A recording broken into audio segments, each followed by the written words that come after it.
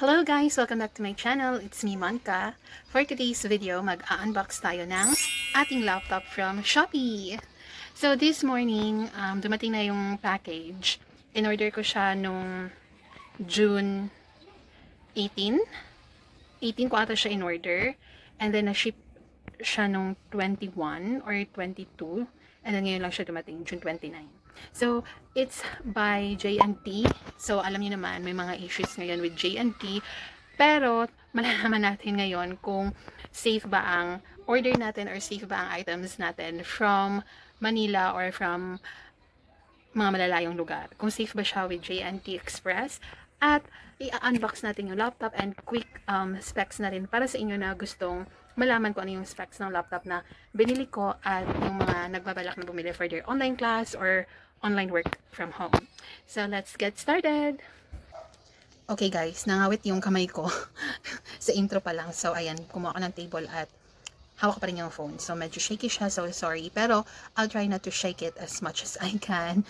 Pero, this video is for those who are in doubt kung bibili ba kayo ng laptop or ng gadgets online. So, the reason why online ako bumili ng laptop is because nagkakaubusan na ng laptop dito sa amin. So, sa Mindanao pa tayo, sa Jansan, so medyo alanganin tayong umorder online kasi nga baka madamage yung item habang siniship siya or baka hindi secured yung items, and then alam niyo yung mga issues ngayon sa mga couriers.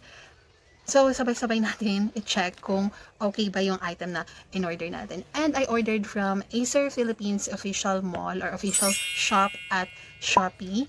So, kung order siguro kayo ng gadgets or something na medyo may kamahalan or something na medyo malaki yung value, siguro doon kayo umorder sa mga official stores or Shopee Mall. Kasi guaranteed na safe doon bumili. And so far, chinek pa naman yung reviews ng Acer Philippines Official Store. Lahat ng reviews doon is ayan, may dumadaan na motor. Pasensya na, nasa labas tayo kasi ang init sa loob, ang init-init today. Pero ayun nga, kung bibili kayo ng mga laptop or gadgets or kahit ano man na malaki yung halaga, check out the reviews. Like sinasabi ko talaga sa mga videos ko, lalo na sa Shopee haul. If you haven't watched that, watch that also. Meron tayong mini Shopee haul video. So, check niyo yung mga reviews kung okay ba. And may nabasa akong review doon na she's from Mindanao and she also bought a laptop and she was satisfied naman with the packaging, with the items. So, yun, wala na akong choice kasi ubos na talaga. Pumunta kami sa mall, naglibot kami ng isang buong araw sa lahat ng malls dito. Halos ubos na yung mga laptop na affordable. Meron namang laptop na naiwan, kaso lang it's around 35,000 and up na. So, medyo mahal. So, kung gusto niyo makatipid, marami pa naman silang sale online. So, thank you sa Acer Philippines for the discount. Char, kala ko talaga sponsored na. Pero hindi, nagpa-discount sila and maybe because it's a clearance sale, parang ganoon. Pero hindi naman na sinabing clearance sale. Pero napansin ko kasi na sa malls, halos lahat ng Acer na shop is wala na silang unit na naka-display. Pa isa-isa na lang or dalawa, tatlo. And high-end unit na lang yung naiwan. So, I think they're having clearance sale. Siguro para meron silang mga bagong unit na lalabas or ewan ko lang. Pero ako kasi kailangan ko na talaga ng laptop kasi as you know, I'm working online. I'm an online tutor. So, kailangan ko na talagang palitan yung computer ko kasi it's not really working for me. It's not really working well for me anymore. 4 years ko na rin ginagamit yun, matagal na. And second hand ko pa yun nabili. So, ngayon, kailangan na talaga natin palitan para na rin sa work. And alam niyo na, kailangan natin yan. Basta for work. So, stay if you want to do the unboxing with me and keep on watching. So, ito na guys yung pinaka-laptop or pinaka-packaging mismo ng laptop.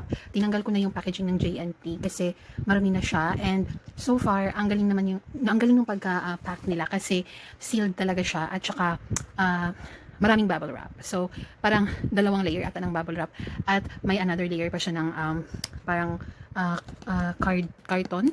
Oo, yan. So, all in all, 3 layers yung anya kasi sealed pa to sa loob eh. So, kaya tinanggal namin siya kasi gusto lang namin i-check na sealed pa siya, na hindi pa talaga siya nabuksan habang andito yung nagde-deliver.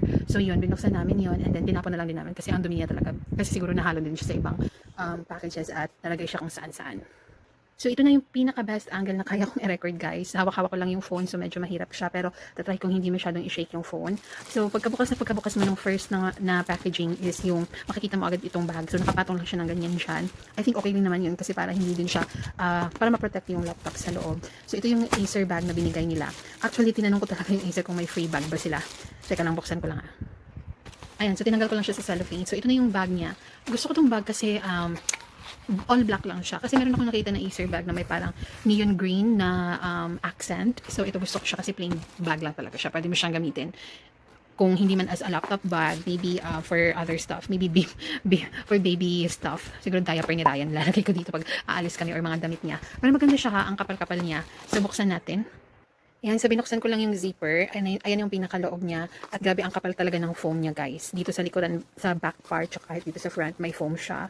So, meron siyang zipper dito sa harap. So, another compartment, sorry. Yung pala nakikita, another compartment dito sa harap. Ayan, buksan natin. Wow, one hand. And then, yung pinakalalagyan talaga ng laptop. Ayan lang, simple lang siya. So, ito yung gusto ko, yung simple lang, pero matibay. Ayan, thank you, Acer. Ayan, tapos na tayo sa bag. So, dito naman tayo sa pinaka-highlight ng video na ito. Itong ating laptop. So, ayan, may nakalagay siya na cushion dyan. Cushion battery inside. And then, nakasil yung ano niya. So, bubuksan natin siya. Sorry, bread knife lang yung meron kami dito. Hindi ko mahanap yung gunting. Ewan ko kung asa na yun. Ewan ko kung ma-open ko siya. Ito, try ko lang. Wait lang. Ayan, na-open ko na pala yung seal. Ito yung seal niya kanina. Na-open ko na. So, tinusok ko lang siya ng bread knife. And then, in-open ko na siya. Gamit yung kamay ko. And then, ito na yung laptop. Hindi ko alam ha kung meron pa itong another seal sa loob. Pero, tingnan niyo, dalawa siya. Oops. Tingnan, sira na. Hindi pa natin. Hindi, pero, tingnan natin. I'll try to open it. Hindi ko talaga siya kayang i-open ng one hand, guys. So, ayan, na-open ko na siya with the help of my other hand. So, I had to put you down. Pero, ito na yung ano. In-open ko na rin para hindi na tayo mahirapan. Dire-diretso na. I-open na lang natin to. Tama ba itong ginagawa ko? Or pag ganyan dapat siya? Okay. So, ayan. Open na natin. Ay, baliktad pala yung pagka-open ko. Wait lang, take 2. Okay, baliktad pala yung pagka-open natin kanina. So, ganito talaga siya i-open. Ayan. Tada! So, I guess this is our receipt. Our resibo nga siya. So, diba? Legit na legit. May resibo pa. So, it's 19,196. Pero may VAT pa kasi siya. So, naging 21,500 siya. Blur pala, no? Hindi pala makita. Basta 21,500 yan, guys. Sorry kung blur. Pero yun, 21,500. Pero, naging 22,000 siya kasi yung shipping fee is 500 pesos. So, dito yung charger. Ayan. Ito yung charger. Lagyan na natin dito. Ayan. Power cord, charger. And then, ito yung pinaka-laptop natin. So, hindi ko siya pala pwedeng kunin nun na ganyan. So, kukunin ko siya para sa inyo. Wait. So, ayan. Tinanggal ko lang siya dun sa foam, guys, para mabuksan na natin. So, may dust bag siyang kasama. And may kasama siyang warranty manual. Manual lang ata to. Or basta parang warranty or something niya. And then, ito na ata yung manual. So, this is Aspire 3 A31542 A31542G. Ewan ko kung anong dapat na itawag dyan. Pero, yan. So, ayan. Ito yung okay. Ito yung pinaka-guide niya on how to use it, how to open it for the first time. Ayan, may guide naman dyan. So, kung hindi mo alam, basahin mo lang yan. And ito na yung laptop natin. My gosh, I'm so excited. Oh my gosh. Baka mabagsak ko siya. Ano ba yan? Kunin ko lang yung dust bag. Oh my gosh, ang ganda. It's a matte red. Hindi ko yung expect na matte siya, guys. Actually, sa camera, mukha siyang bright red or parang red. Pero dito sa in person, mukha siyang maroon. Papuntang maroon na yung pagka-red niya. So, buksan na natin. Ayan. Ayan. So, may makikita tayong cover. Cover at another instruction. Pero in other language siya. May English naman, pero okay. Ito yung nakasabi. Pasensya na, binasa ko saglit. Your notebook or tablet is plugged into an AC power supply or wall outlet to activate the battery before you turn it on for the first time. Ayan, so, kaya siya nakalagay dyan kasi kailangan mo talaga siyang basahin before mo iti-turn on yung device or yung laptop. So, wait lang. Before natin iti-turn on yan, tingnan muna natin yung features niya. Ito yung napili ko kasi thin yung dito niya, yung part niya dito. Tapos, yung processor niya pala is Ryzen 3. So, hindi siya Intel or, hindi siya Intel or iCore. So, Aspire 3. Ayan yung mga details niya. Teka lang. Yan. Faster wireless, narrow bezel. Bezel pala yung tawag dito sa edge, guys. Bezel. and then blue light shield, and precision touchpad. Ayan yung touchpad niya, and HDMI port. So wala na siyang VGA port. Silipin natin. Ayan, HDMI na yung port niya. Ayan. So wala na tayong VGA. Ang ganda, ang nipis niya, grabe. Ang ganda. So, ito yung pinili ko kasi meron siyang number pad. Kasi nahihirapan ako pag walang number pad dito. Personally, gusto ko yung may mga number pad. Kaya ito yung pinili ko. So, medyo malaki siya. Pero, I believe, yung size niya, gusto ko naman. Tsaka, enough lang din siya for me. So, iti-turn on natin siya. Ipa-plug in ko muna yung power source.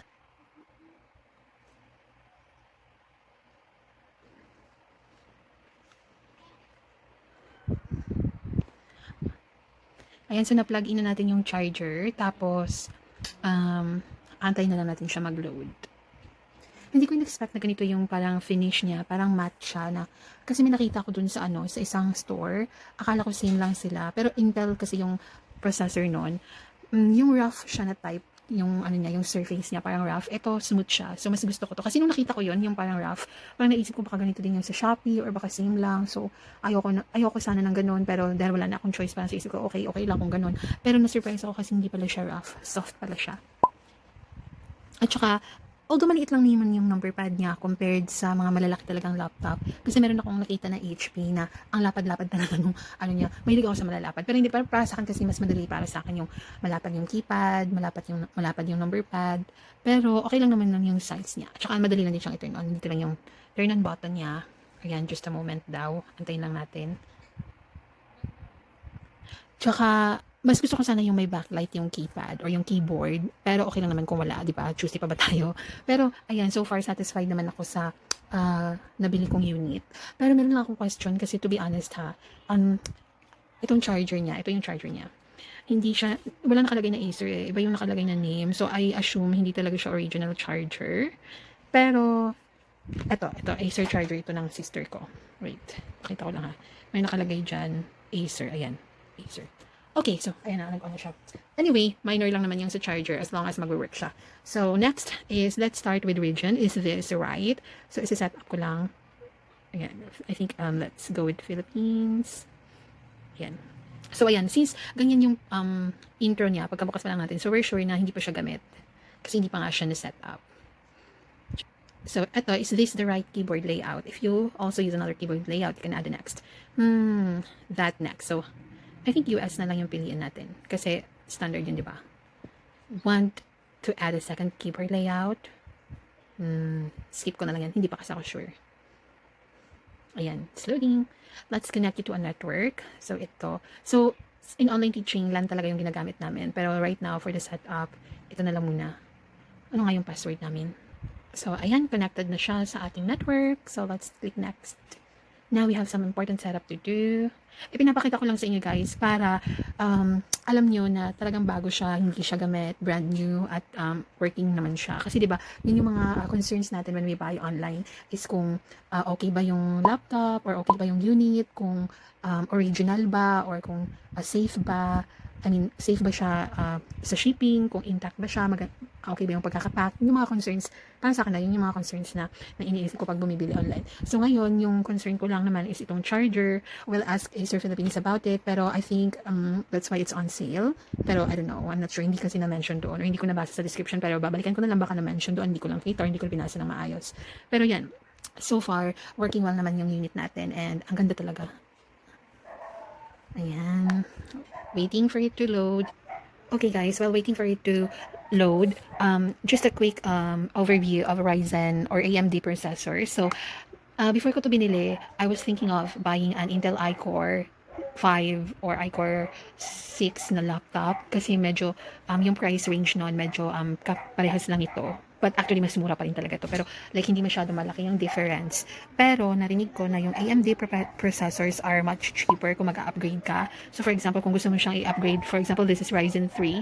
So kung mag-upgrade ka, hindi masyadong mahal yung upgrade. Unlike sa Intel processors, mahal siya. And I heard na maganda rin yung Ryzen processor for gaming stuff. So kaya ito yung napili ko. So the previous step that I did guys was to set up my Microsoft account because hindi ko na siya na-record kasi it requires PIN or password. Ito naman, we will create a PIN for the device itself. I'll try to create, let's see. Okay guys, this is interesting. It's trying to set up my Android to connect my phone's text and my phone's photos text notifications. Interesting kasi usually this works for like other brands like Apple or iOS, but I don't know if it's really like this with a laptop kasi ngayon lang din naman ako nagka-laptop. So I was using a computer before, so hindi ko to na-encounter. So I'll try to set this up. Okay guys, after the setup, it says welcome. Thank you for choosing or purchasing this device. So I think this is really brand new, and let's just finish the steps para makita na natin yung interface niya.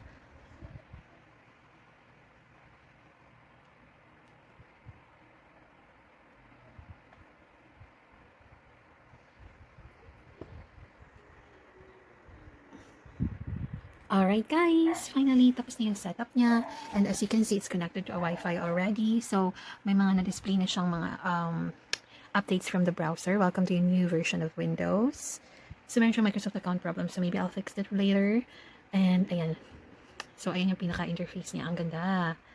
Grabe, ang ganda ng design niya ha. Tingnan mo, kahit na ano ko dito sa gilid yung phone or dito sa gilid, okay naman siya. Ayan. Ayan, so try natin. So there's no Google yet. So maybe let's download Google. Pero try natin yung camera. Pero makikita niyo ako, di ba? Pero let's try.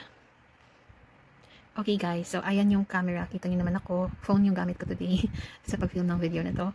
And I'm not the biggest fan of the quality ng camera. Pero I'll try to use this in my class later and we'll see kung ganito talaga siya. Kasi parang hindi ganun kaganda yung quality ng camera niya dito ha, sa camera application niya. But I don't know with other applications. Pero try natin later. So yun lang guys, ang ating unboxing with Acer. Thank you so much for watching this video. Sana makatulong sa inyo if you want to buy online or if you want to get the same laptop. Thank you so much guys for watching. See you in my next video.